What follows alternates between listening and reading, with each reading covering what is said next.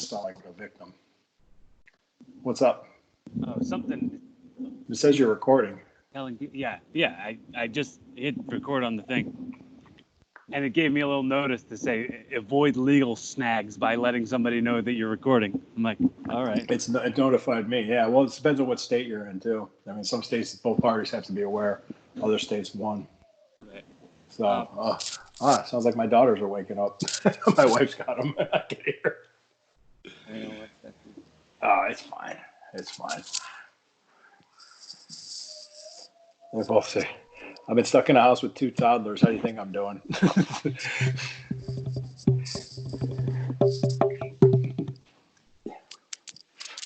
been a few years since we last did this.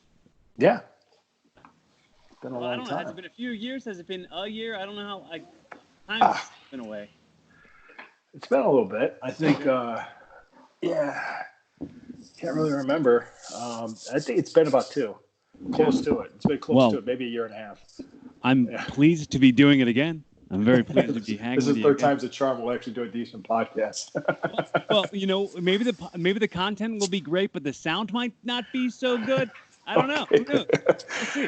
We'll see. This is all an evolving process. Like, I think what will wind up being the 2 episodes that were right in front of yours, the audio might not be the best, but the content, the content of that conversation was great. So maybe people will pay attention to the words and less attention to the sound quality. We can only hope. Or they'll just unsubscribe. Yeah, they'll be like, all right, I'm done. Right. Nah, I don't think they'll do that. Well, time will tell on that one. So, for the people listening and not seeing the description of the episode, I have Lou Marconi on again. Yes. I wanna see how long ago that episode was.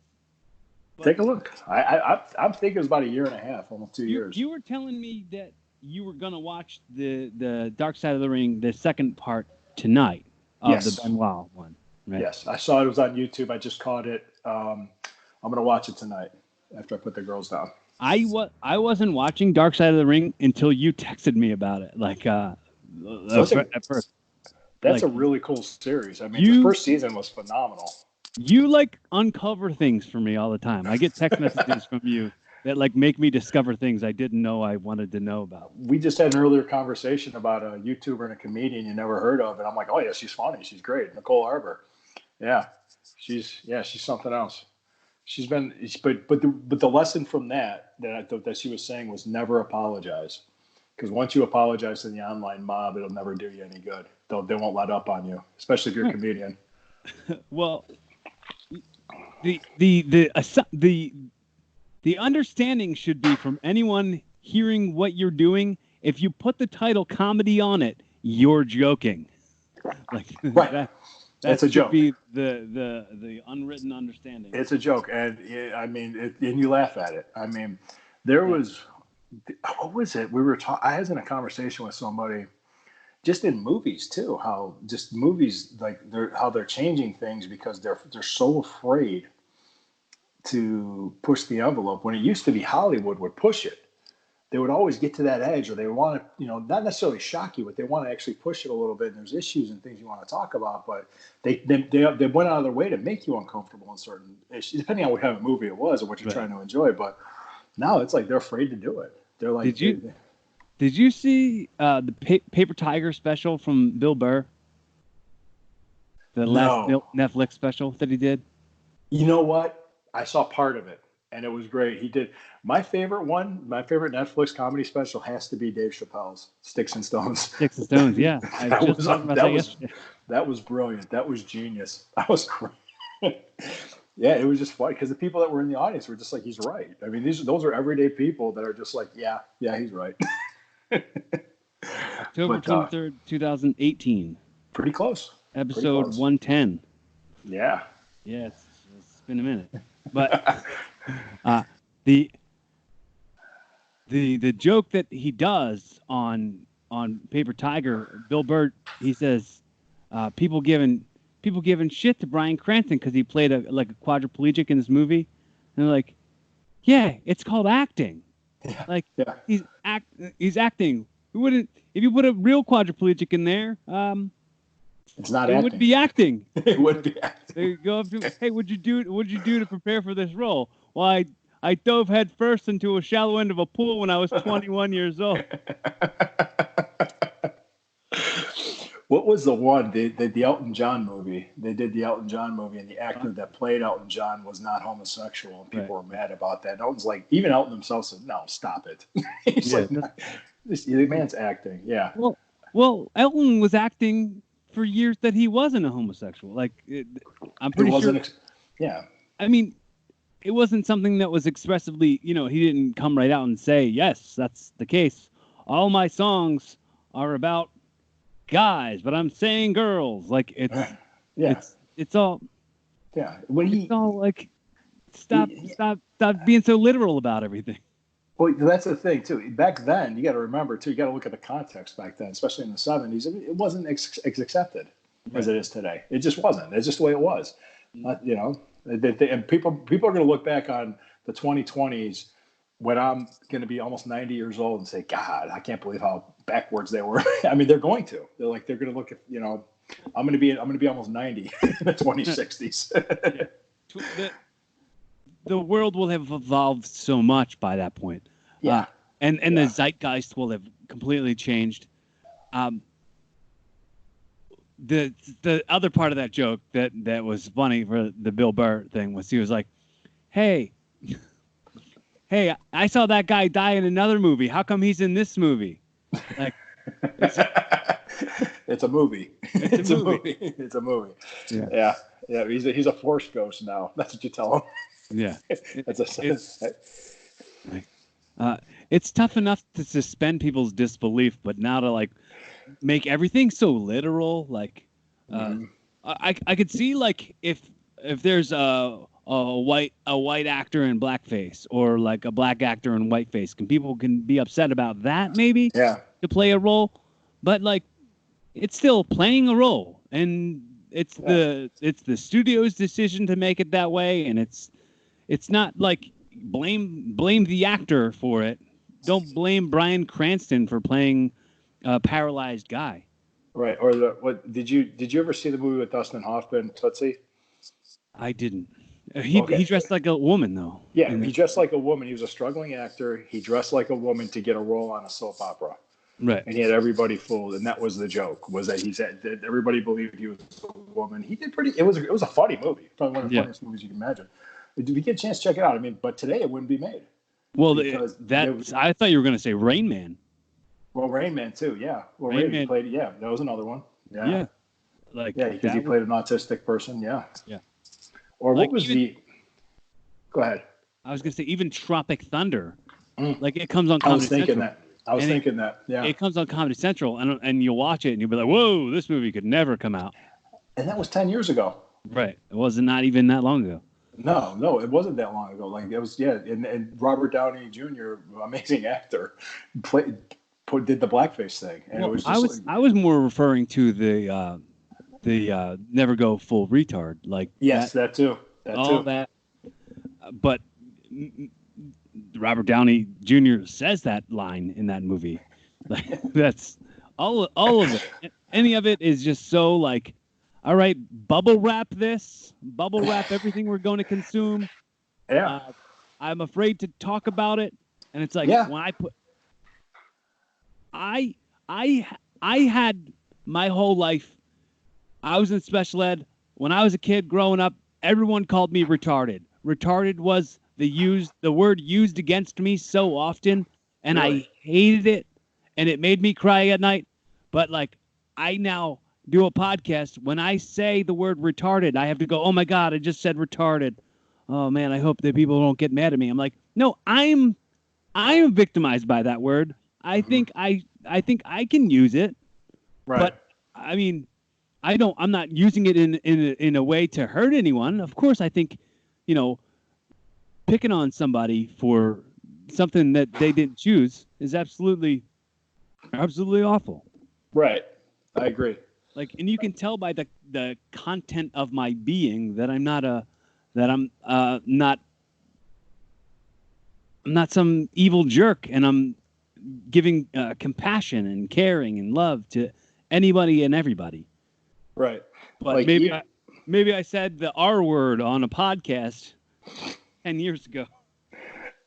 Right. Well, how can I put this? Sometimes people need to chill. People need to relax. Mm-hmm. The thing I'm thinking what comedy does is comedy is at the front of this. I call it a culture war, but I've noticed this too because Joe Rogan's talked about this and other comedians have talked about it as well, being Bill Burr and Dave Chappelle. They're the guys pushing back. The comedy people are the ones that push back because they can do it. Like with Ricky Gervais's monologue, was that the Golden Globes when he did that? Yeah. Oh, that was, we don't care what your politics are. Yeah. Just get your statue and sit down. Yeah, just shut up. And of course, they still didn't. It didn't matter. They were going to do it anyway. Right. But did you ever? What was it? There was like an Al Snow shooting review where he was talking about he was telling a story about the wrong twin got tagged. So of the whole match. It was just completely messed up. And they're identical twins. Like, who knew? Just go. It's like, right. But it was funny. He talks about, because have you ever worked with Jim Cornette? Never, no. Oh. I was at WWF. It was WWF then when Jim Cornette was there. So I've seen him have meltdowns. And I guess it was at OVW. I think it was when Ohio Valley Wrestling, when Jim Cornette was there. Oh my God. I can imagine. I could just see Jim Cornette just going off on these guys in the locker room, and they're like, they don't know what to do. It's funny. Was the drive-through scene? Did that take place in that era? That viral video? Oh no, that was I was still in Ohio, and I was training at Charlie's with that. That was 93, 94. Oh, yeah. And that was in Hayden, Kentucky. He tells the story. Yeah. I guess because Chris Jericho started it because he was in the back of the van, and they thought because there was a van full of wrestlers, so there's a huge food order. Right. And Jim Cornette made a joke saying, "Well, I thought you guys were just starting to make it now." He said, "Yeah, we weren't sure if you were serious. We thought you were joking." The girl in the window, and then Chris Jericho he was doing a Spinal Tap joke, right? And he's like, "You think this is a fucking comedy bus or something like that?" And then the girl's like, "Well, don't you effing cuss me out or something?" She told off Cornette, and Cornette's like, "What did that effing cunt say to me?" And he gets out of his car, and he's in the drive-through window just going off. Just to see him do that. I've seen him do stuff like that. No wonder why he didn't last at WWE, because it's too corporate. He wouldn't last there.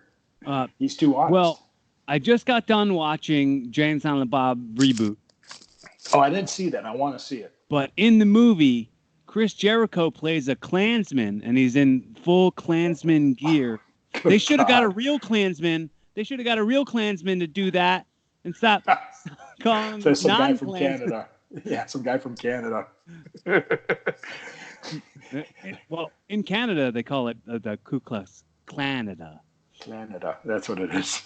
Oh God, I remember because I liked what what Kevin Smith did with that, because the reboots. Because I'm thinking, what this is doing. You can agree with me or not. It's stifling a lot of creativity because you're seeing a lot of reboots and remakes. Yeah, you're not really seeing any new original content. So when I see something new and original, I'm like, wow, it's like cotton candy to me. Like, oh, it's on Netflix. I want to check this out.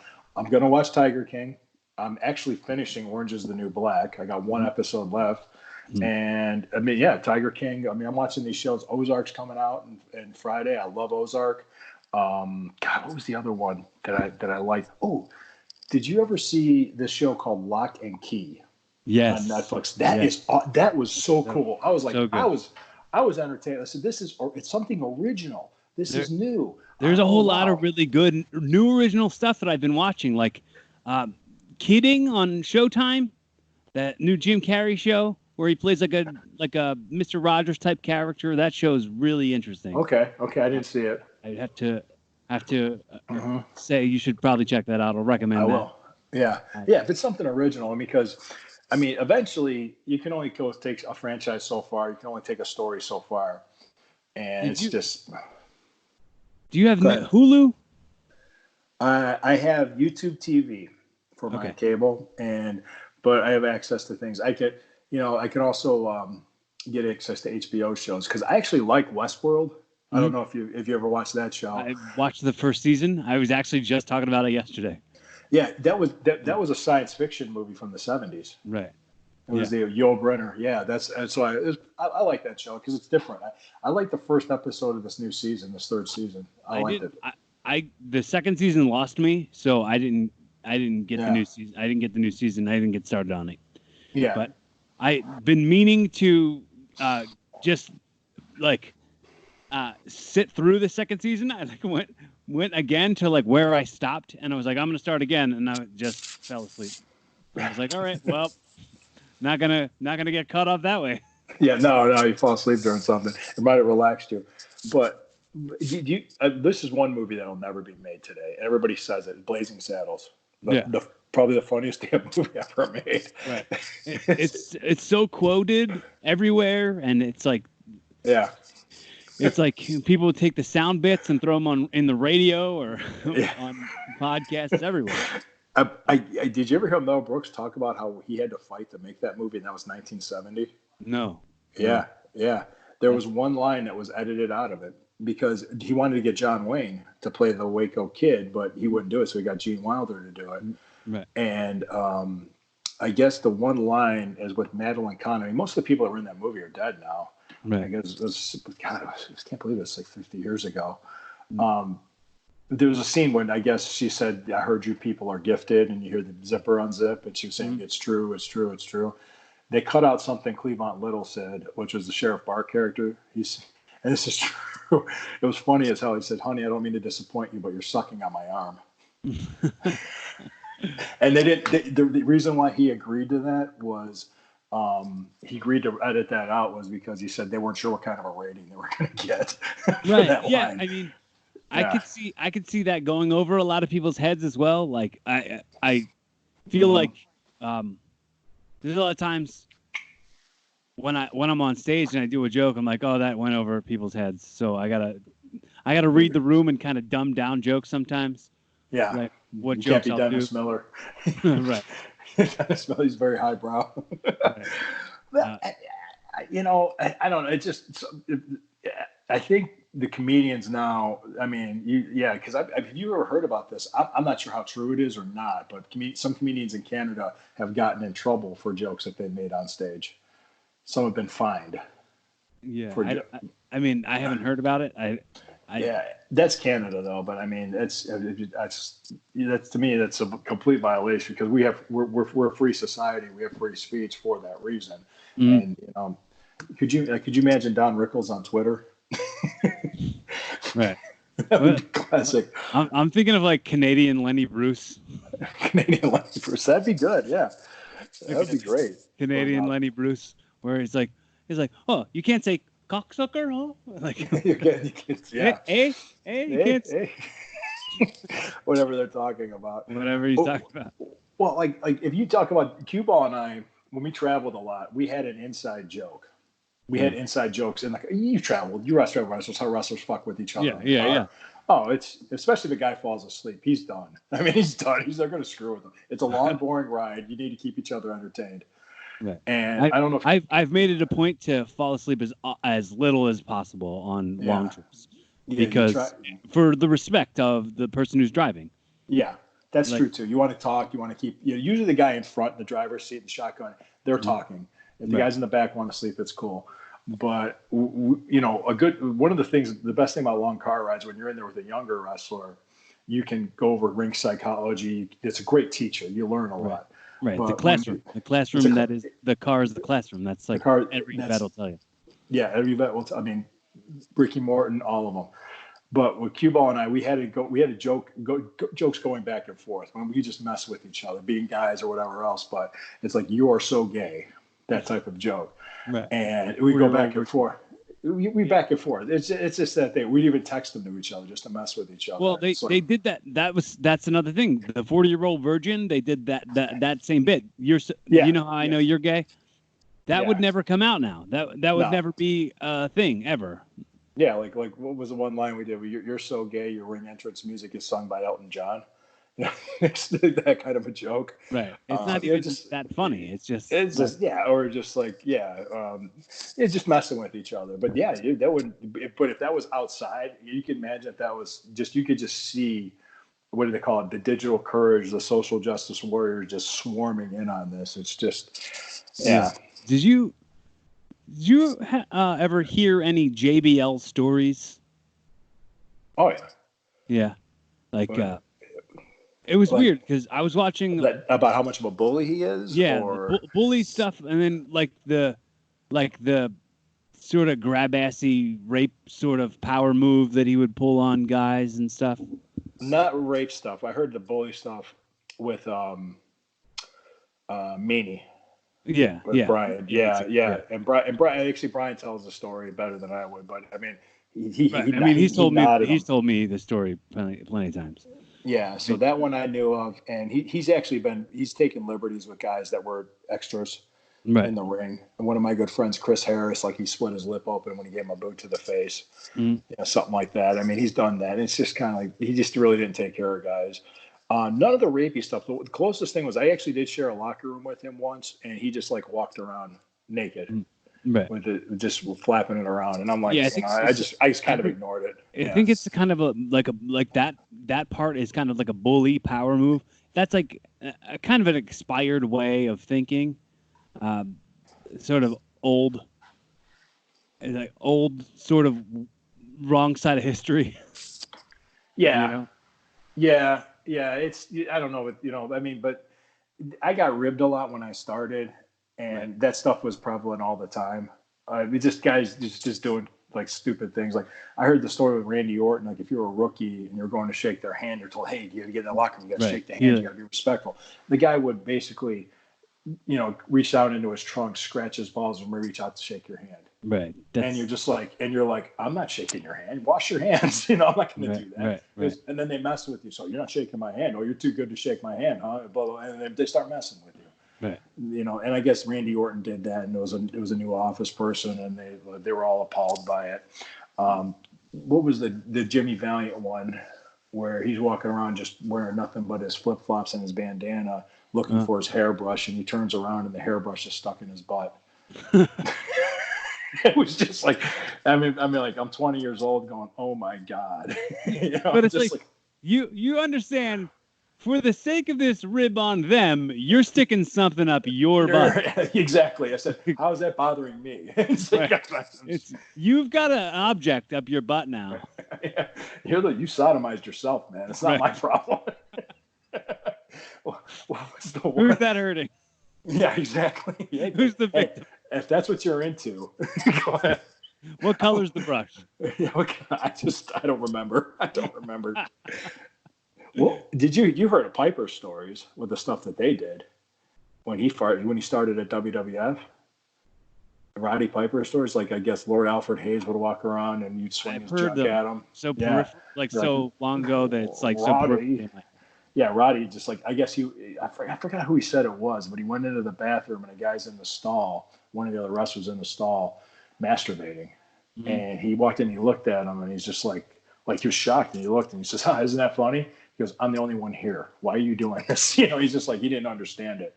So, but I guess they liked him, but they just decided to rib him a lot when he first started. So I have the Roddy DVD where he tells like stories and stuff like that. But I mean, I haven't watched it in years.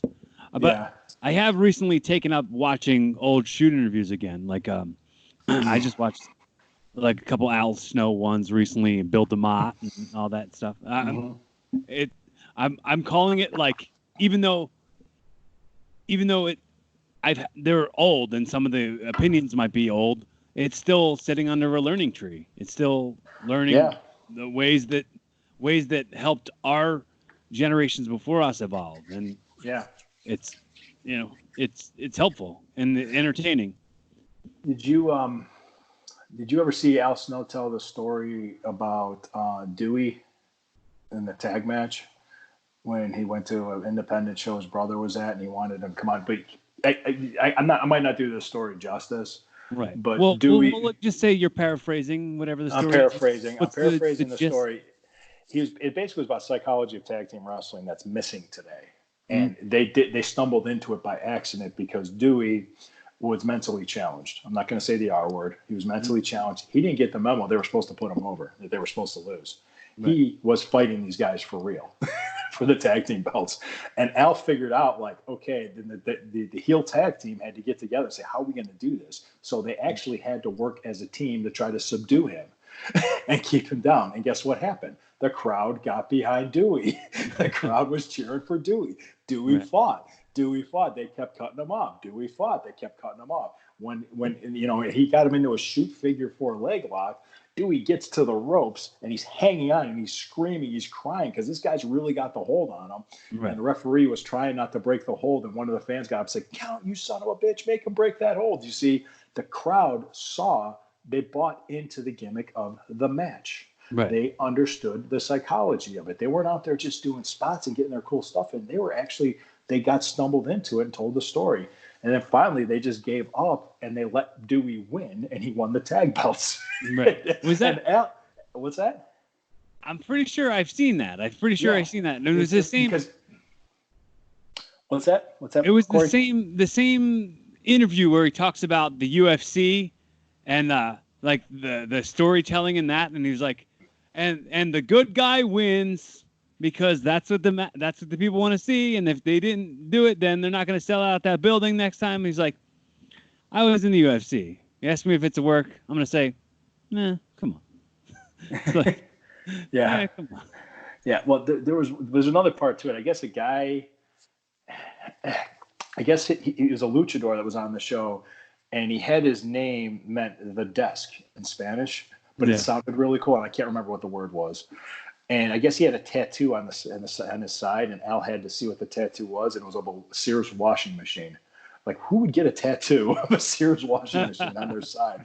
But it was just something. It was just something that he just had. That's the reason why he went to the show. He goes, "Okay, I have to see this." Yeah, he was the Maytag team champions of the world. Maytag.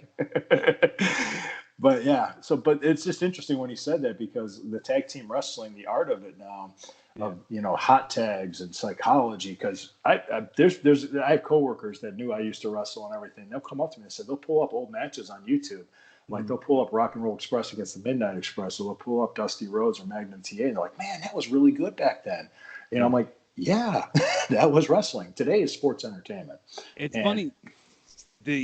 Watching wrestling, like watching 90s wrestling, like the things weren't perfect, and that was what was good about it.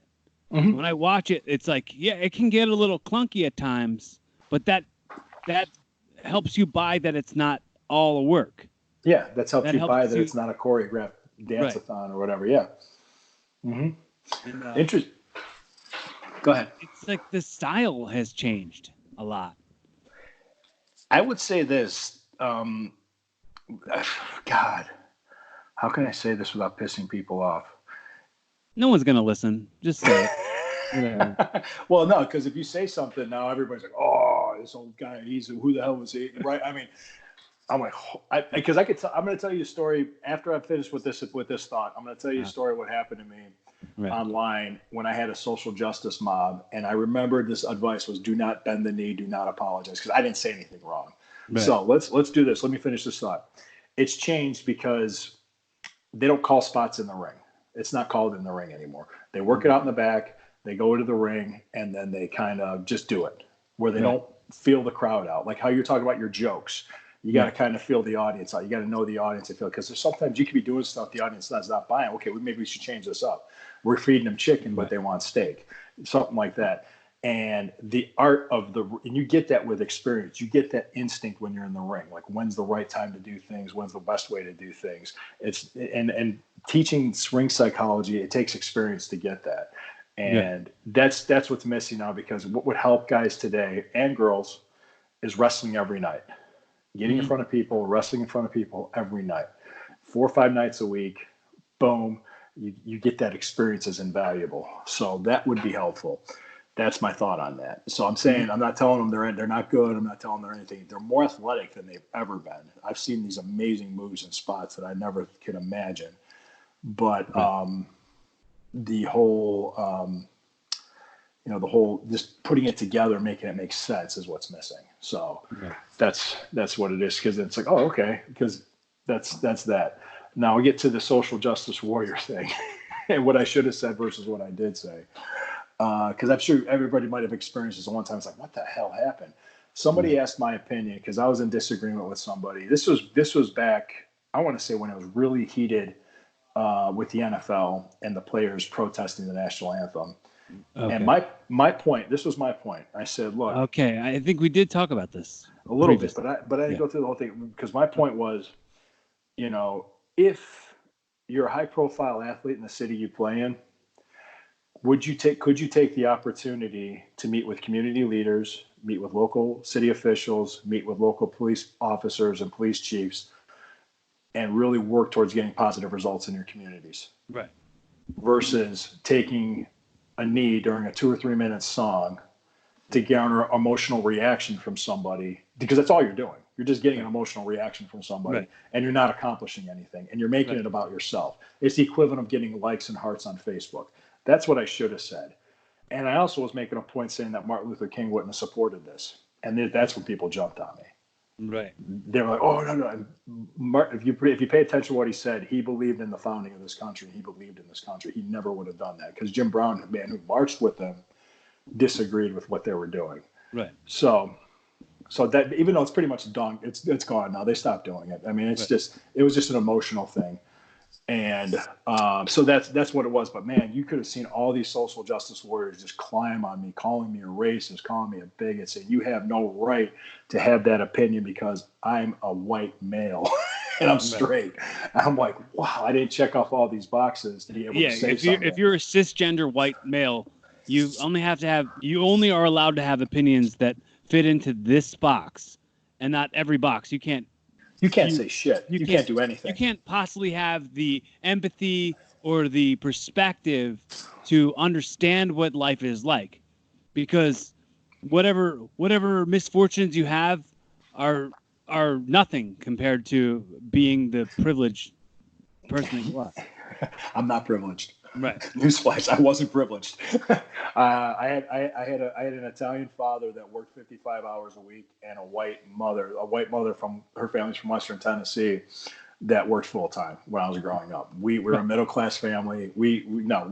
I worked my way through school. Nothing was handed to me, and I say that just to anybody else. You earned where you're at. You get what you earned. Lou, let me tell you this real quick story, because I'd hate to have this be the thing that I talk about on all the podcasts, but I had two guys move into my apartment in January. Okay. One was a 19-year-old Hispanic boy, and one was a 22-year-old black kid. Okay. Right? And I had them move in. Like, I rented a room here in my place.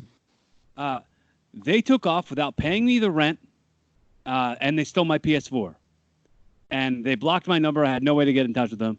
I didn't want to do it. I waited a week or two, and I posted on Facebook their phone numbers, and said, like, these guys are ignoring me now. And I put like pictures of their IDs on there. And then I got the backlash from one of the boys in the business that was like, yo, you are a racist motherfucker. You're only doing this because they're brown. I'm like, I wouldn't have rented them the room if I was racist. Yeah. Like, you can't win. Yeah. Yeah. And I'm like, you don't have any idea what my life's like. You don't know that there's black people in my family. You don't know who I was raised by. You don't know anything. Yeah. So it's like, if we're all one, then why are we so divided? Exactly. Well, what I said to that, because did you get like 6 paragraphs in the comments of what they're saying, and you're like, I'm not going to read all this shit. Right. What are you doing? You're writing a book?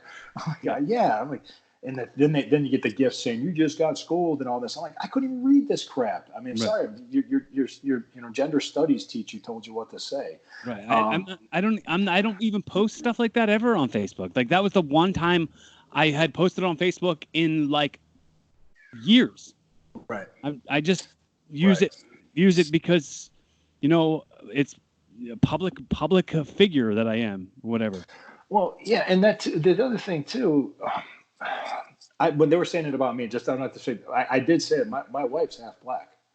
Right, and my kids are 1/4 black. Yeah, and I'm like, this is ridiculous. You guys have no idea. You don't know anything about me, and you're just jumping. And I didn't say anything racist. I'm like, I'm not going to apologize. No, I'm not going to back down. And when you don't apologize and you don't back down, they go away. It's like a bully. They go away. It's just they're the bullies. It's just like it went away, and I just went fine. I'm like, hey, fine, I'm done with it. Because I said over time, this was done all out of pure emotion, and emotions go. Facts stick around and emotions go. With you, I don't know, was it one of the wrestlers? Did you talk to him in person about it? No. He blocked me. Like, just like, hey, whatever. Like, well, yeah. I don't need you in my life. I'm fine with it. There was a guy on Twitter that I can't remember his name, but he's a gay wrestler, and he basically went on Twitter saying, "Don't book this guy. He called me a faggot in the locker room." And I almost messaged him. I said, "Did you talk to him about it? Did you talk to? I mean, I wasn't there. I didn't hear it. I don't know. But people that weren't even there were ready to crucify this guy for saying it. And I'm like, I wasn't there. I don't know. So if I didn't hear it myself or see it myself, but did you go up to him and talk to him about it? Did you pull him aside, say, hey, why did you say that? I don't like this. Don't ever say that in front of me again. The guy might have been joking. He might have been. You don't know the context of the comment. I'm not defending him either for saying it. Yeah. Because but like here, like no. Speaking of, I think I heard somebody Dustin Rhodes did an interview about his Goldust gimmick. That he can get away with it now, but when they started that in '96, it was hot. Yeah, that was dude. That was like strumming a androgynous homophobic chord real hard, like real hard. Right. Like that whole Hollywood backlot brawl was all just Roddy Piper being a gay basher, homophobe. when he ripped his outfit off and he had women's lingerie on underneath, it doesn't age well at all. No. Well, Dustin even said, like, I was there when he was doing that gimmick, and I could hear 20,000 people in the arenas chanting "faggot" when he was doing that gimmick, and he said that wouldn't happen today. Right. I think I told you a story like that, where I went to an ECW show when I was like 12, and it was a Wolfie D, and it was PG-13, right? Okay, yeah. And the fans were chanting "faggot" at him, and he was like, "I tell you what, just because you suck one dick doesn't make you a faggot." And then people got on him more, like that was the whole part of him getting the heat. Yeah, that's ECW crowd. Yeah. And then he grabbed the mic and he was like, "Look, if I lose this match, I'm gonna suck every one of your guys' dicks in this whole place." He must have known he was going over. Right. So he lost the match, and the fans started chanting, "Suck our dicks, suck our dicks." That's even better. That's even better. I was like, that. I was 12 years old. I was not participating in that. I was like, you know what? I don't really know what I like or what I don't like now. I don't even know this kind of thing. But I was like, I'm not participating in this. And that will never happen again until I went to a CZW show like last year. And there was like, it's like they're stuck in 2003 that like, it feels like the crowd that the ECW arena crowd is still stuck in like old times, like 20 years back. Yeah, I tell you what. Did you ever hear of the Exotic Adrian Street? Do you know who I'm talking about? This guy was in. He was the first to do the androgynous gimmick. Yeah, and like Piper shaved his head.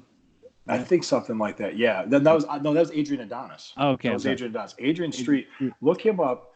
He was like, They did a documentary. Guy. They did a documentary on him on the network. Yeah, I saw it. Yeah. Because his dad, he's from Wales. He's Welsh, and he was a hooker. I mean, this guy was a legitimate grappler. He could kill you. I mean, he was good.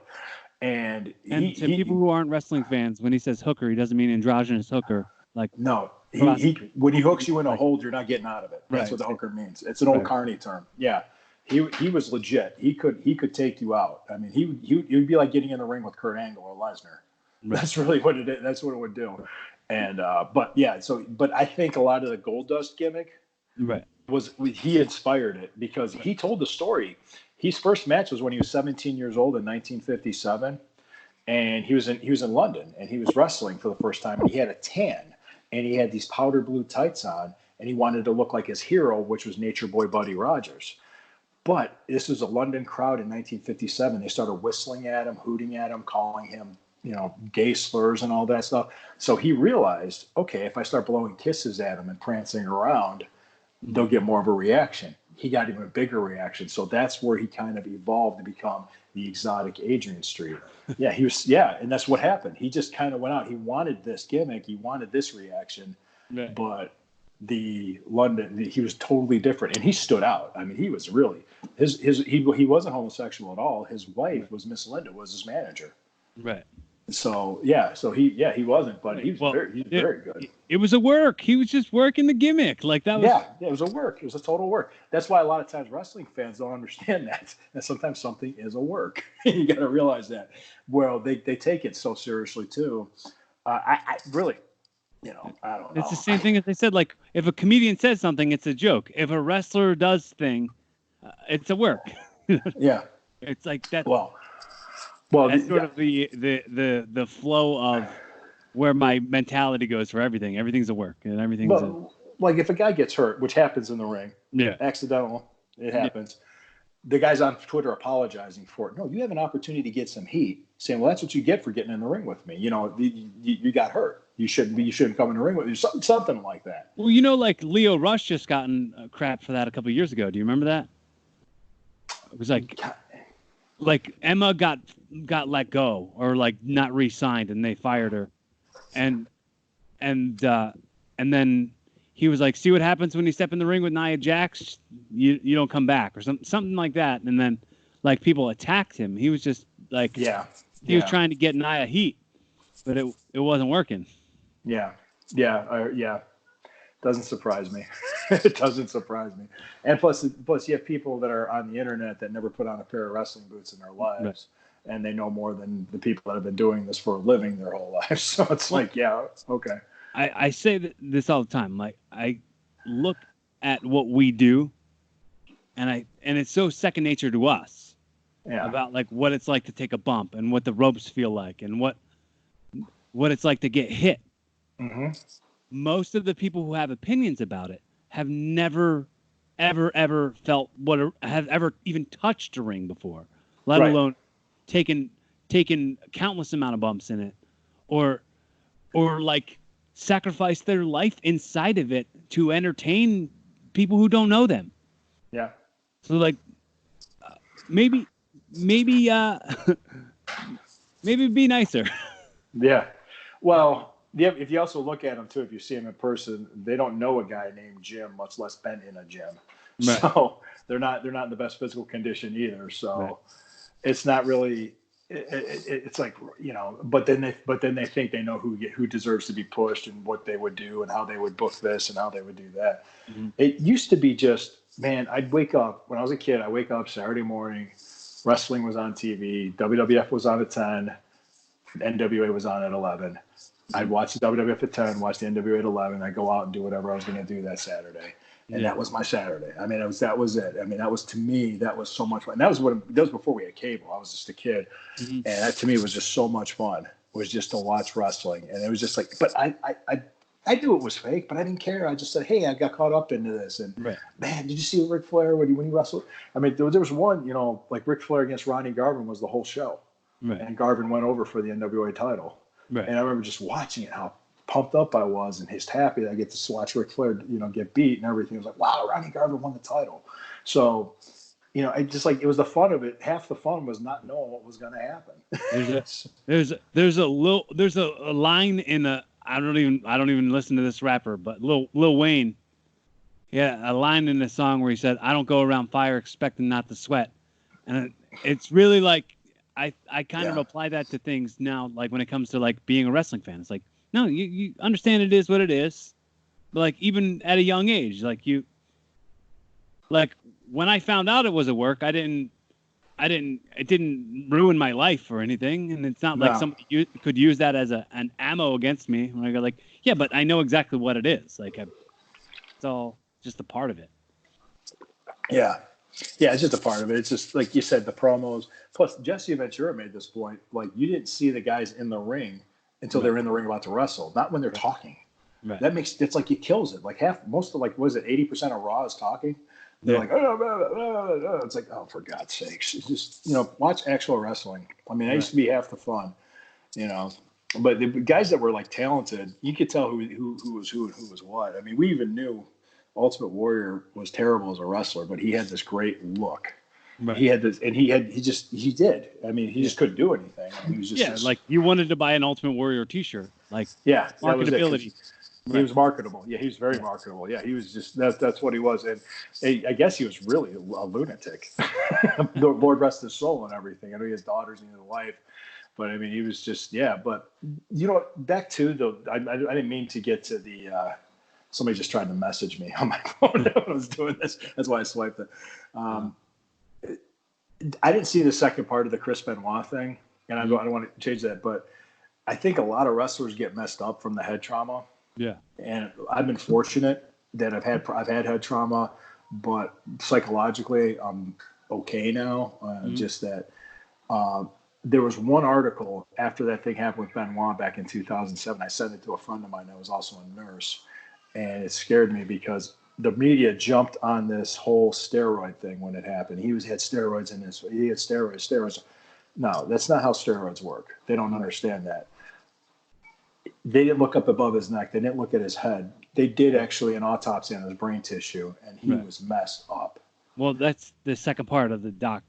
They talk about that? They talk about that, and they talk about that he had like so much testosterone in him. It was ridiculous.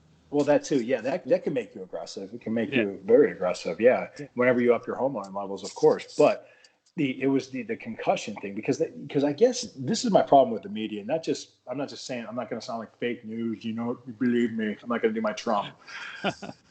But when that happened, and I'm like, I knew they were full of shit when they were doing the story, talking about the steroids, because that was easy. Everybody understood. Okay, steroids make you aggressive. Steroids make you mean. The roid rage. He killed his family.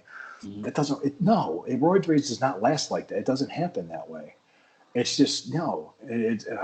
They won't make you kill your family. Right. So there was something else that was going on. There was more that was happening. But they talked about his brain damage because he always did that flying headbutt.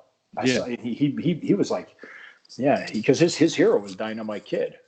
They talk about that in the documentary. They talk about how Harley Race said, "Don't do it. It messed my back up. My back's messed up forever." And then Tom did it anyway, and then wound up in a wheelchair. And then Chris was like, "You know what? I idolize that guy, so I'm gonna do that too." So it's just like if you see something you want, you take the risks that you want to take to get what you want. Yes, you do. I mean, I did. I wasn't. And I had some sense. I wasn't as reckless as they were. I barely went off the top rope if I did. Right. I mean, it was just something I just wasn't that athletic doing. But it's a whole balance issue for me. Yeah. It always was like, I don't know about how good I feel about my footing being up here. Yeah. Yeah. Oof. Yeah, I just, just something. I wasn't afraid of heights or anything like that. I was good if I just had control of myself. But I did. I wasn't really worried about hurting myself. I was worried about hurting the other guy when I did that stuff. So, but yeah, I was hoping they did that justice, like the brain damage that was caused to Chris about that. And most wrestlers, I think even Ash talked about it in the last podcast. Was like most wrestlers were just like, after a while, they seem like they're off, like there's something wrong with them. Like, oh my Right. God, what are they, oh. And that's what it is. And Right. I believe that. And football players are the same way. Boxers, you've seen that happen too. I mean, you know, you could go to Joe Frazier, Muhammad Ali. Yeah, punch drunk, a little punchy. Like it's all. Yeah, it's the same way. Mm-hmm. Same exact stuff. You can't. Yeah, but they say it's fake. It's not a real sport. It's a work. If you don't tuck your chin, you're going to smack your head on the mat. Period. I've been making this point because let me also remind the listeners that this is if you're listening to this in the future, right now is coronavirus lockdown. So what are we in, like 2 weeks of it now? We're we're in lockdown. Like, everyone's I'm in Ohio. You're in Pennsylvania. Everyone's in their homes, and no one's really working. Nobody's really doing anything. It is March 25th, 2020. Right. That's what we're doing. Yep, March 25th, 2020, and it's a Wednesday evening. So now we have the full context. We're talking coronavirus, and we're talking Dark Side of the Ring. Like that's why we're talking about streaming shows, because that's all we got to do. Because I think that when this ends, when this is over, people will take less for granted going out for the night, going out to a restaurant, going out to an event, going out to a club, going out to a show. Right. And more people will come out. And I've been recently, like, we're watching a lot of TV. We're consuming a lot of content. Yeah. When you see somebody hug or handshake, I feel like I equate that when I see them. I think of that of like watching old wrestling when guys are taking chair shots to the head unprotected. Yeah. I'm like, oh, remember when that used to happen? So, when this gets all cleared up, it's gonna create a better, more appreciative world, more grateful people. Yeah, I agree. I think they're going to appreciate just the lives that they've had. Mm-hmm. And the other thing too, somebody made a great point. Like, they're talking about because of automation that there's going to be a lot of jobs that aren't going to be there. That a lot of people are going to be less essential, and you got to learn how to do this, learn how to do that. Man, people that deliver your packages, people that get on those trucks and deliver the goods and the food. Right. And the people that cook your meals, the people that wait on you at the restaurants, the people that cut your hair, the people that do the nails and do all the salon work. Right. That stuff's not going anywhere. That stuff's not going anywhere because you know what? You just realize, whoa, hang on, Right. If you're a teacher, you might be able to teach more. You might have a big virtual class or do things virtually. But hey, my girls haven't been to school. My oldest is in preschool. My youngest is 2. Like she's going to be 3 in June. So. Right. So and I believe it or not, I registered my youngest for preschool and I registered my oldest for kindergarten, and I did that like 3 weeks ago, and I did it early just to get it done with and out of the way so I wouldn't forget about it. I'm so glad I got it out of the way. I'm like, wow, I did it. So but you're starting to really appreciate just going outside and being able to, like, hey, let's go to the movies tonight, or hey, you know what? If I'm going to sit there, I'm going to have dinner with my wife. I'm not going to stare at my phone. I'm going to talk. Currently, it feels like a 2-week long, 3-week-long snow day. Yeah, it's just that.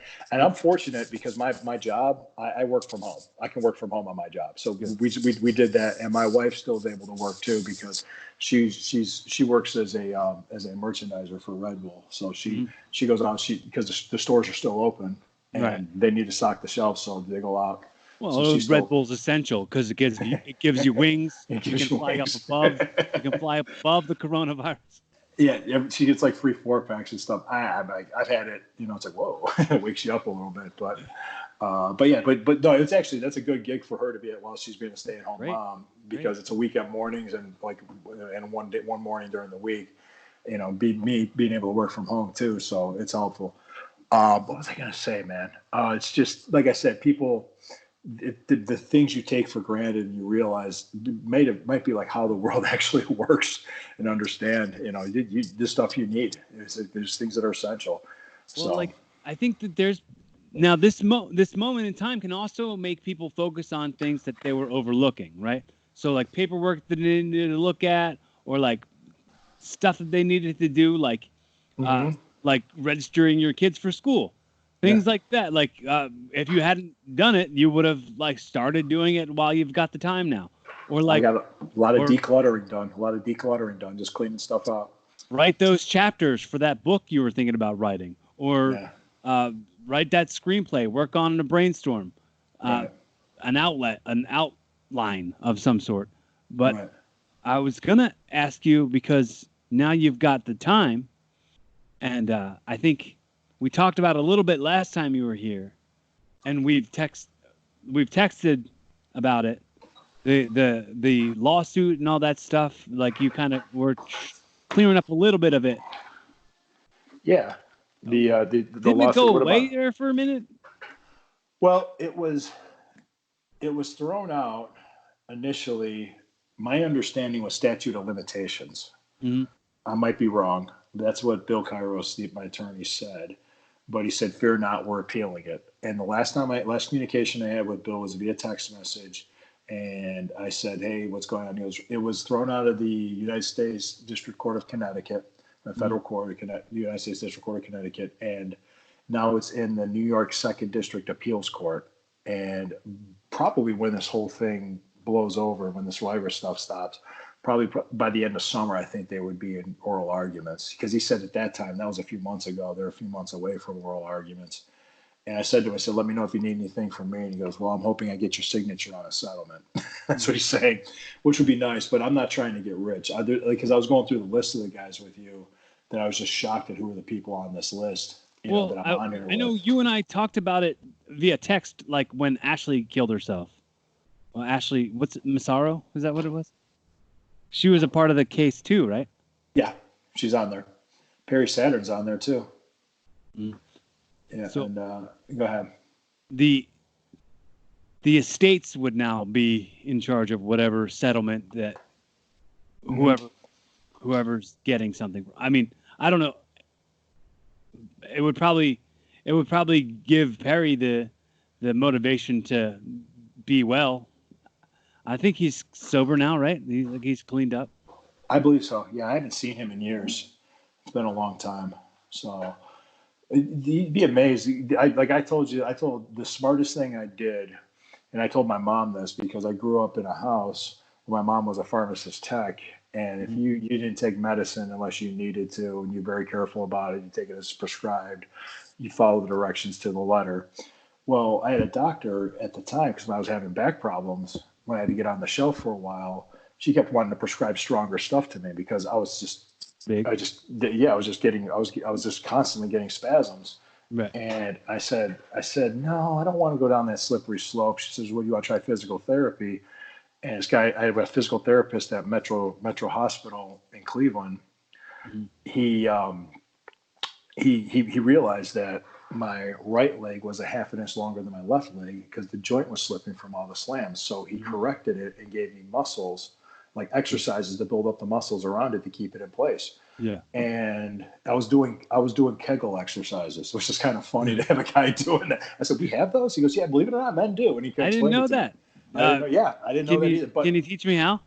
You basically flex. It's right underneath your testicles. So it's just you could do that, but it's like it's you're able to do that. And he just said, avoid doing anything with one leg. Just keep that together. And and then I was okay in about a year. Right. The spasm stopped and that was it. Could you imagine? It said she was actually treating the symptoms versus actually curing the problem. Right. Could you imagine the slippery slope I could have gone down? Because I've seen that happen to a lot of wrestlers too. Right. That's why experience, like you said, experience is the best teacher. So yeah, it's the same thing for like what you've already experienced, seeing it, and the same with me. Like when it comes to like seeing how to treat people is why I'm the way I am, because I see people treated bad and I've been treated bad. I know that I want to treat people the way I'd want to be treated. Right, exactly. Well, another thing too, something I learned. My dad was a very smart guy, and he still is alive. I mean, he still is a smart guy and everything. But one of the things he kind of told me, just keep an eye when you're dealing with people. You just keep an eye. You just watch them. Just observe them. Watch how they treat other people that can't do anything for them in return. That's when you get an idea about their character. It's Okay. like, huh? It's like you see how they treat people. Just watch, and you'll learn a lot. And he was right. I mean, and my dad's going to be 71 next month, in a month. So he told me that a long time ago when I was young. He's just kind of like, because he just to give you a quick story, like when I first got into the business, the wrestling business, they thought I was out of my mind. My family was like, what the hell are you? I was 19 years old, basically a college dropout. I went back and I finished. So I did. Right. But I mean, I ran out of money. That's what it was. I was like, I ran out of money. So I picked up a job. I started working somewhere. And then I was like, okay, hey, I'm going to put my money together. I'm going to go to a wrestling school. So I tried out and everything. And then I actually took a second job on making pizzas to pay for the wrestling school. It was $1,700. It's all it cost me. Plus I had to get my own gear, my own boots and all this other stuff. Bless you. Do you have a fever? No. I've been taking my temperature as often as possible. I don't have any symptoms. I do have a little bit of a sore throat, and I'm being a little paranoid about it. But you might want to get checked out. Just be honest. I think it's just allergies, honestly. You think, okay. That's what everyone I've talked to about it has been saying. Right. Go ahead, man. I was just updosed. I just overdosed on emergency. This morning when I woke up, it was just like, all right, I filled up a cup like a 40-ounce cup, did like four of the emergency packets in there, and filled that all the way up with water, stir it around. That's too much. Yeah, like I said, my parents thought I was crazy, but once I got on TV, after about a year, they saw me on TV. They were like, okay, he's doing this, so we're going to leave him alone. That's all it was. That was my point of my story, because that first TV taping completely turned it around for me in the business and everywhere else. Because once you get on TV, then you're paid. You're paid more. You're taken care of. Charlie got that for me, and I appreciated him doing that. But also too, I was in a situation where it could have completely been a disaster. I would have never been asked back, because I was drawn to. Did I tell you this story with Bob Holly? Well, he's a good guy. Don't get me wrong. Refresh me. He's a good guy. I like Bob. It was great. And this is so long ago. This is '94. Okay, and he was green. He was new into the company. Yeah, he was Sparky Plug at the time. Mm-hmm. And I remember I was on the board with Bob Holly, and I happened to be back there with Chris Hamrick. I just became friends with him and everything. Chris is like, hey, man, watch out. He's going to whip you in the ropes. He's not going to say a word to you. He does that. He means to call a spot, but he just can't get the words out of his mouth. Mm-hmm. And watch out for that elbow. I mean, watch out for the knee. Watch out for the knee. Okay. And I'm like, oh, okay. The knee to the head. And I'm like, all right. No, he was just telling me to watch out and be prepared. So lo and behold, that's exactly what happened. He's like, trying to whip me in, and I'm like, I saw him set up for the elbow. So I took the elbow, and then these are 20. What's that? That's why if I'm ever doing like a seminar or anything, I'll have the guys do what we were doing when I was training. They were called reads. You just read the person, like throw them off. You read that the clothesline's coming, a back elbow's coming, a drop down's coming, or a leapfrog's coming. And you read what they're doing. It's part of right. You're not going to hear everything everybody says. It's true. That's true. Right. And most of the time they go over with you what they want to do and what they want to try and what they want to do. And they say, hey, look out for this, look out for that. If we get to this, we get to that. Right. This is like a 5-minute match. So I was like, okay. So I was all ready to go. And he whipped me up. By the second time he whipped me off, I just basically halfway across the ring said, drop kick me. So then boom, he drop kicked me. So then I just said, okay. So I just started calling it. Right. And for me to be the job guy calling the match 1 year into the business, right. It was, and I think Earl Hebner was the referee, if I'm not mistaken. Yeah, it was him. So that happened, and we had the match. I put him over. He was happy. I was happy. He caught me in the mouth with a kick, and he was sorry about that. He apologized about that. I said, oh, man, I'm fine. Everybody came up to me. They were like shaking my hand. I said, man, that looked great. Oh, my God. They were talking about how good I did. And I was like, okay, good. But I didn't say a word. I didn't say a word to anybody until we got into the car, and I told all the other guys from the wrestling school, I said, "You're not gonna believe what happened out there." But thank God Chris Hamrick told me that because I was mentally ready for it.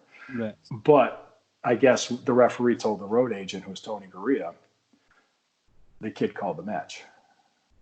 And Gurria's like, okay. He's okay. Nobody said anything. Charlie got a call, and Charlie pulled me aside and said, "Hey, I heard about you." I'm like, "Oh shit, what did I do?" I'm thinking, what happened? Did I sit at the wrong spot? Did I say the wrong thing? Did I eat the wrong table? And he said, no, they like you. He says, but you're very green. They like you. This was 94. Summer of 96, I was working for him on a regular basis. 2 years later, they just kind of said he needs more seasoning, but we like him. But I was working for him. I wasn't winning matches, but they used me. Right. They got to win one match in my whole WWF career. One match. That was great. That's one more than most people Yeah, it was in my hometown. They put me over, and Sean Casey put me over in Cleveland in March of '98. I got to win the opening match, so that was cool. That's cool. Yeah, that's awesome. But that's like a childhood dream of mine to like go over in my hometown. Like I used to go to concerts at like the Spectrum in Philly and be like, oh, one of these days I'm gonna be looking up at these lights. but my because I returned the favor to Sean because he was from Cincinnati. When we were in Cincinnati, I put him over. That's what you do. That's what you do. Of course, Sean. I'll put you over any night. Don't worry. Because Sean was trained by Charlie too for a while, and he went to West Thatcher's. But that's the whole point. Sean and I knew each other, but my point was that was a point where that could have fallen apart and been a disaster. Right. If you hadn't got that heads up from Chris.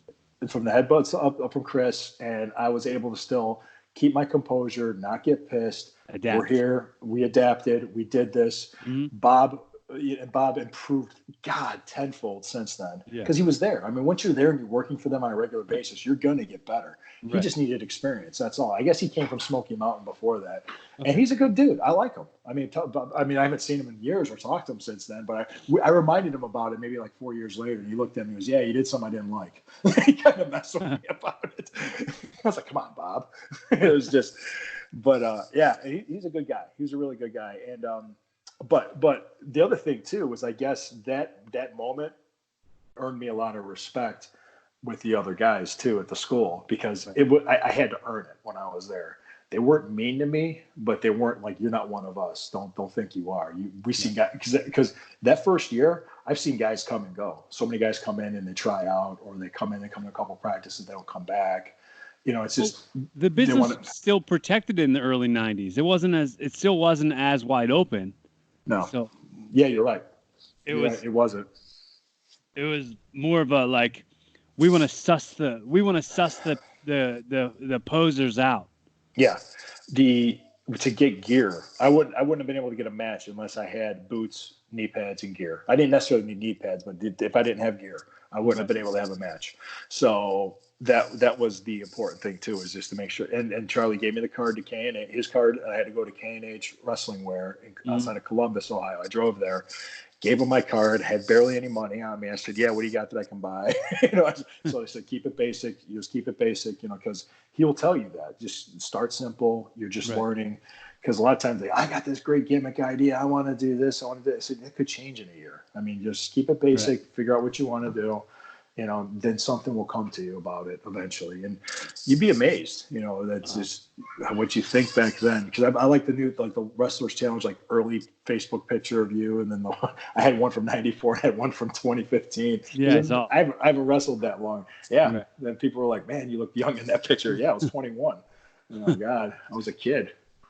Like when I first started, I was wearing like jeans or just like pants. I was embarrassed to be like in tights because I was still a teenager. You know what I mean? Yeah, like that was weird. Yeah, I always wore singlet. And there's a reason why, because my brother was such a good amateur wrestler. It was like a tribute to him. Okay. That's why. And plus, one of my favorites was Mr. Perfect, was Kurt Hennig, and I'd like to wear that. So that was another one too. He redefined what a singlet was for pro wrestling. Yeah. Like pro wrestling was more boots and trunks, and then Mr. Perfect comes along with the singlet thing. I mean, Bret Hart too with the the long tights and the singlet, but just the singlet alone, like I didn't know anybody was doing that when I was a kid watching it. I mean, yeah. Besides seeing Kurt Hennig do it.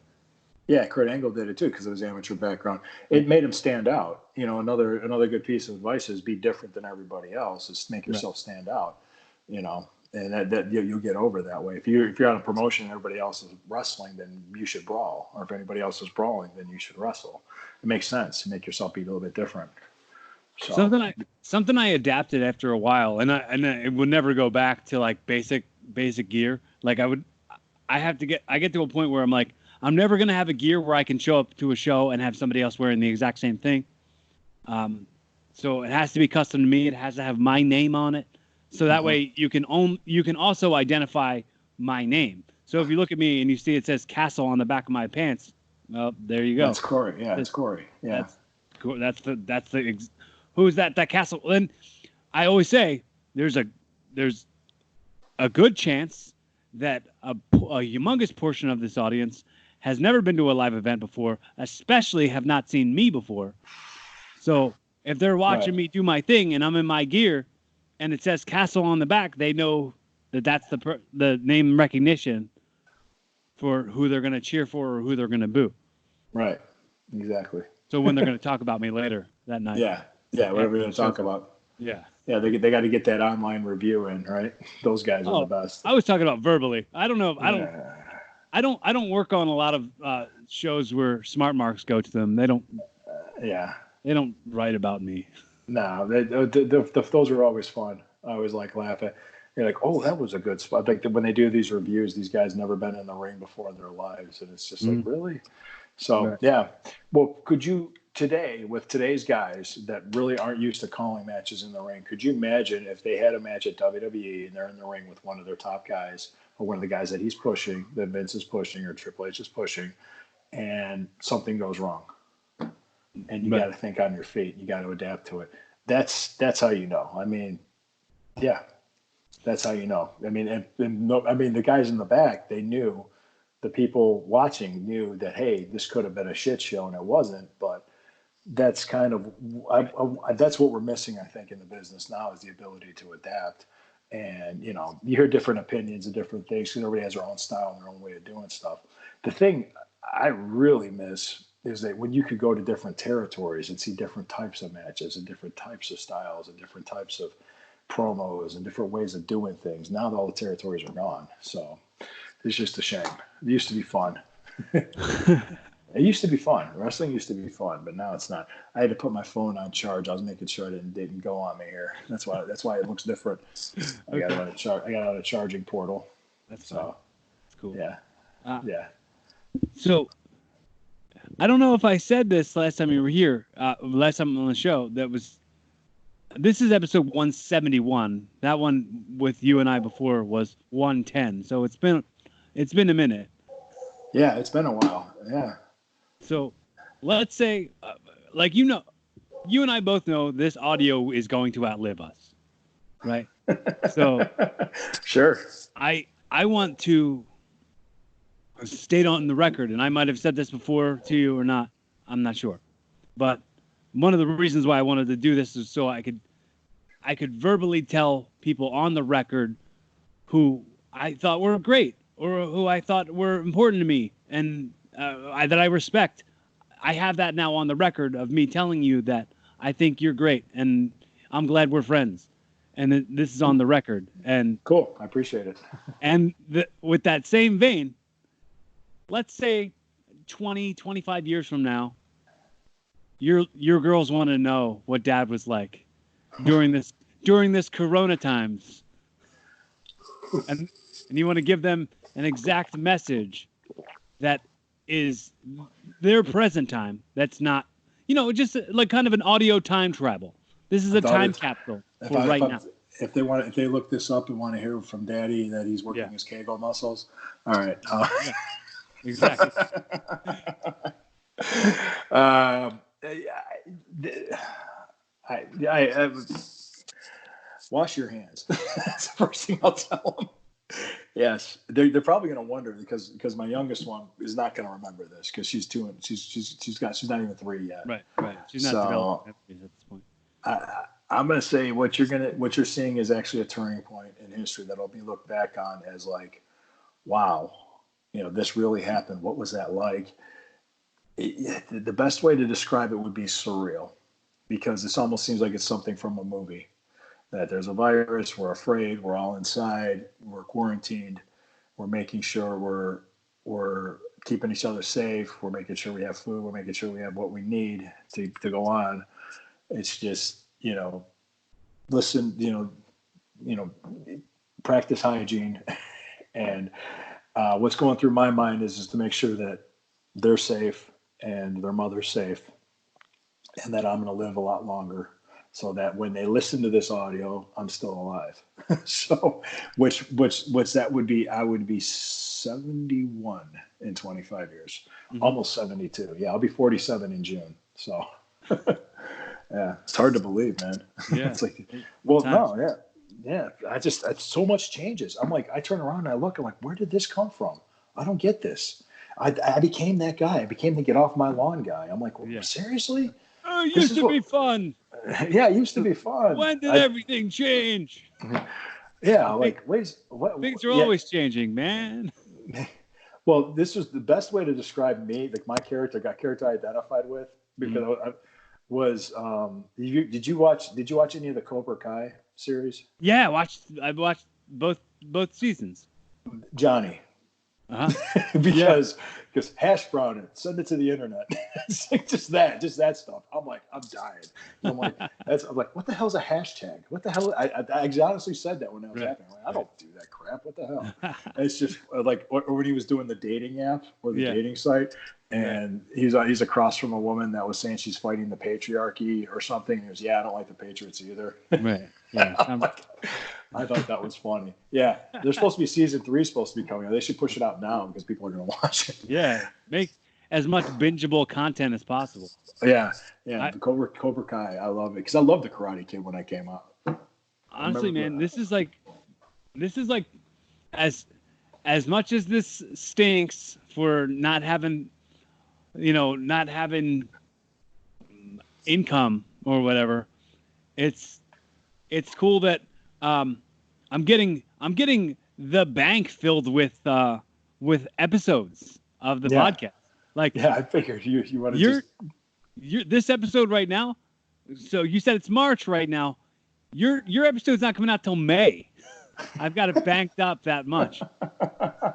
Oh! Some other news too. If you remember in the first episode, because I made sure that friend of mine that's out on the West Coast, that her and I good friends. Yeah. She's doing awesome. She just had a baby. That's awesome. About 6 months ago, she just had a daughter. Yeah, she had a daughter, and I made sure to send her a gift. And she told me it was close to when she was with the dude, because I knew something was up, because I wasn't seeing her on Facebook and stuff, and we just messaged each other. Hey, how you doing? Hey, I thought this was funny. She'd send me stuff, I sent her stuff, and everything. And it's good that we're great friends. But yeah, she just had a baby. And I was just like, that's awesome. I said, that's great. I mean, there's nothing like it, man. There's nothing like it when you have a kid of your own. And you just see the little... What's that? Have you ever considered starting your own podcast? No. Should I? Absolutely. Yeah, dude, you have so much life experience and so many like interesting, fun stories. And like, it feels like you touch people's lives in such an amazing way that it would almost be like you'd be robbing potential listeners of great lessons. Really? Just things to talk about. Yeah, even though I'm a white, straight male, right? Right. But you have such a journey. You know what I mean? You have a journey that's unique to you. We all have a unique journey, and we all have things. There's a lot of podcasts out there. I'll think about it. What should I do? Should I do it like Nicole Arbor? Like I was telling you about Nicole Arbor, where she was doing a lot of her work being with her YouTube channel, and because she couldn't move, she couldn't get up, she couldn't stand because of her accident. She was in a car accident, and she was messed up, and she was like 25 years old, 23, 25 years old, beautiful young woman, and it was messed up. So, that's something I'll think about. We can, Yeah, that's definitely something I was thinking about. I'll give you all the information that I used, and you can do it too. We're not in competition with each other. No, there's like how many thousands of podcasts are out there. You know, I tell you what, when people try to tell me, because I'll say this about my politics, and I mean, I sound like I'm a registered independent. Okay, I'm libertarian.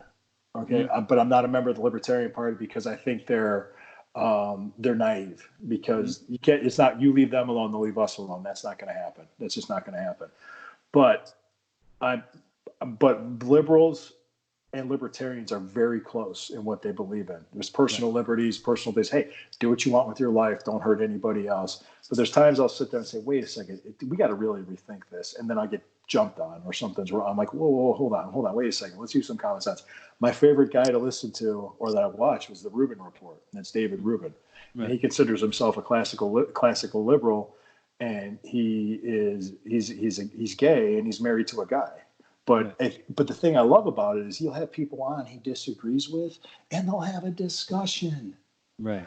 Wow. Dude, that's it. Wow.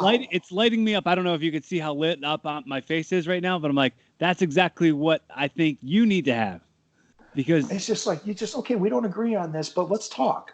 Right. Instead of yelling at each other and having like faces in a box on a cable news channel, just talk.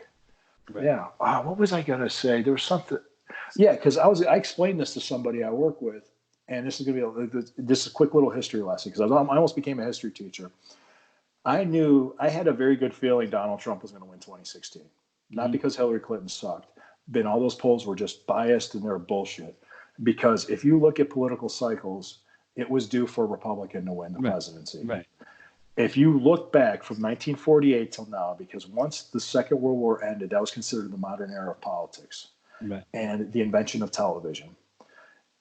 You have right now exactly, I could go through every election and every result, exactly 6 newly elected Democrats and 6 newly elected Republicans. Right. That's exactly what happens. And there's an analytical reason that happens. Right. 30 to 35% of registered voters, these are registered voters, are Democrat, 35% are Republican, and the rest of that, 30 to 40% is people like me that are independent. Right. And they go, okay. So that's why you see the cycles happen, because every midterm election, whichever party is in the White House loses seats in Congress. That, especially in a second term, only twice has that happened where whichever party is in the White House, they gain seats. And that was in 1998 and 2002. In 1998, Bill Clinton was impeached. It was right after Bill Clinton was impeached. It backfired on Republicans. In 2002, it was right after 9/11. George W. Bush was still very popular, and they did a Wellstone Memorial, which a senator died in a plane crash just before the election. They turned his memorial into a political rally, and it backfired on Democrats. So that happened, and only once did the same party win 3 consecutive elections, and that was after Ronald Reagan. Right. That was George H.W. Bush, right. And then in '92 Clinton won. But that's why I said it's not that it can't happen. It's just rare. It's a very rare thing. Well, Ronald Reagan was an outlier. Ronald Reagan at the time, he had a lot of registered Democrats to vote for him, but then they voted Democrat down the rest of the ballot. So he was the outlier of the whole thing. My point is that you see all this craziness and all this hemming and hawing and all this stuff about it, but there's an actual, there's a cycle to this. There's things that are happening. There's a bigger picture that sometimes people just don't get. So I don't know. It's just me. I watched this documentary and a watch along on my Facebook Live last week. No, it was a couple days ago. Where there's this documentary that's on Hulu. You should check it out. It's pretty silly. It's pretty out there, but they tied like reptilians. I just started laughing. Reptilians to Nazis to what else is it? It's like time travel to the assassination of JFK to 9/11. They attached all those things together in this one documentary, and it was a real thing. It happened. That documentary is a treat. You Who's gotta that watch. guy? Who's that podcaster? Alex Jones? Is that Alex Jones type stuff? Yeah. Yeah. Okay. That's him. But he's the guy that said they're putting something in the water to make the frogs gay. Is that Well, he also said a thing that kind of has been freaking me out, honestly. Talk about the 5G, like in your new like mobile, new mobile 5G is like going to be mind control. I hope not. I hope not. They got to flip a switch, and then 5G is mind control. Yeah, you got to be real careful about when I'm on Wi-Fi and not. Oh God. I hope I don't become a famous podcaster just because it's all the shit I used to do. It's gonna come back and bite me. Man, I'll get me too. I'm kidding. Most of the things that you're talking about and stories you're talking about are coming from a perspective of somebody who used to be this way or think this way then. It's like you're an evolved, like grown, forward thinker now. I try to be, yeah. And I can see you being a good role model. I said that, I'm a father too. I try to be. I'm trying to be the best father I can be. I've said this to people because when I've dated women and everything else, and like even when I met my wife, a lot of times they're surprised because you go over the roster. Well, when I was a young wrestler, I had opportunities to be with women. Right. And I'm not saying I wasn't a Boy Scout. I wasn't a choir boy. But at the same time, I didn't make them do anything they didn't want to do. Right. I would be termed as a womanizer today, but I'm like, hey, they, but they don't understand me. They don't know me. I was very shy growing up when it came to girls, especially when I was in high school. And there's only 2 times in my life I ever made the first move to ask a girl out. Right. Was the girl I told you about in the podcast, the very first podcast that was from Mexico, and my wife. And the reason why I had the courage to ask out my wife was because I screwed up with the girl from Mexico. That made me go for it. And here I am. I'm married with 2 kids, and I'm happy. And she's doing great. And I told her that. She had no idea when I told her that how she touched my life, and I told her that. And I was like, yeah. But they were surprised that no, I was very shy towards women. I've always been. So I'm not this type of like, maybe I have some liquid courage at times, but no, very, very shy. And that's just because I wasn't this natural athlete like my brother was. My brother was just, he had chicks flocking to him. But me, I was a smart ass little brother. That was my job. But I mean, from the generation right before mine.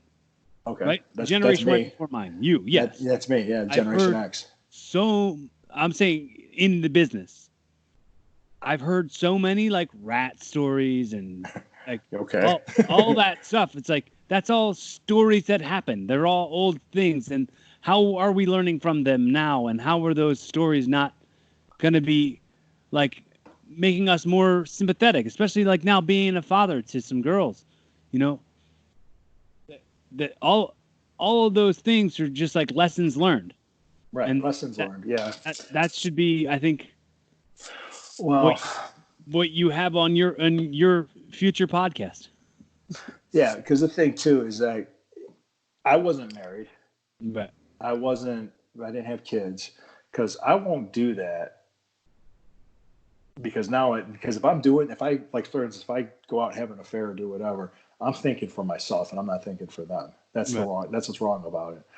And as much as I was a fan of Ric Flair, that's the one thing that really disappointed me about him was he had kids at home, he had a wife at home, and he's been through several marriages. You saw the 30s for 30? Yeah, I saw that where he was sleeping with all these women because he compartmentalized. He said, "That's at home. I'm separate from that. Here I am. I'm going to go have fun." But you're not thinking for your family. You're thinking for yourself. So why bother if you're going to do that, great. It's your life, man. Do whatever you want. But why bother getting married if you're going to do that? So that's why, like I've heard people, like the latest trend now is doing open marriages or the whole swing thing or all these other things. This is what I'm going to say. I've been with my wife. We've been together for 11 years. We've been married for 7. Mm-hmm. And if you're having problems and then you do something like that, I don't think it's going to help. It's not going to help. I mean, man, that's a Band-Aid over a bullet hole. Yeah, it's just because you got to actually deal with you concentrate on making each other happy. Right. Most of the time, two of the biggest arguments in a marriage, being married, I'm not exactly an expert, but 7 years experience I think is pretty good. It's communication, and the two biggest arguments in marriage is money and sex. And a lot of times, one wants it and the other one doesn't, or you know what I mean. That causes problems. Maybe they're not in the mood. Maybe they just don't feel like it. I mean, it happens. But that's a big problem a lot of times when they just, that it's a part of it. It's very important. It is. I don't care what anybody says. And plus being communicating on money, like, okay, we have a budget. We're going to do this. Okay, we got to spend this. We got to make sure we have this. Yeah. I can't even imagine that on my end. Like I'm not married and never have been, but I can't imagine like being like, everything that's mine is now yours and everything that's yours is now mine. And we've got to communicate and work together as a team to figure this whole thing out. Yep. That's it. That's what marriage is. You're working as a team. Right. I can't even imagine. Yeah. Well, that's why you got to marry the right person. I mean, no, that's it. You got to marry the right person. I can't even say right girl anymore, but you got to marry the right person. Right. Because that advice goes for anybody. Yeah. Not gender specific. You have to find the right person. Because with Elena, your good friend, she jokes with me about this. She says, I could never be married to you, Lou. She said that because we're both two type A driver personalities and we drive each other crazy. My wife is the exact opposite of me. Mm-hmm. We balance each other out. She teaches me to chill. I teach her to be more assertive. So it's good. It works out that way. It just happens. It's just, it's a good balance. So people think it's hilarious. I think you're a really good example. You're a really good example of a healthy ego, a healthy man, like having your shit together. I really appreciate that. I try to. Our conversation. I try. People tell me, like, man, you got it together. You're doing this. You're doing that. And I'm like, man, I do my best. Honestly, I do my best. I just there's times I've when you have two toddlers testing your patience and you're like, what? You get mad for raising your voice, you get mad for getting angry, and you're like, man, I'm the worst dad ever. But it's like, don't fret it. Just they do that. They know what to do. They know how to push your buttons, and they'll push you. They will test you. Trust me. When you have kids, they will test you. So they said, wait till they become teenagers. I said, they're gonna hate me. They are gonna hate me when I become because it's gonna be fun. That's why you need to start a podcast now. So that you can still have it for when they're teenagers. They can go back and listen to what dad's lessons were like and what the struggles were at that time. Because like, if I listen back to episodes that I did 6 months ago, my struggles were different than my episodes that I listen to that are more current. Yeah. Like, we're ever changing. Everything's always changing and we're always adapting. And sometimes we don't have it on the record of what was really going on. That's why, like, you're a level of vulnerable that's just like I am, where we'll put it out there so it can help other people. Yeah. Well, especially ourselves.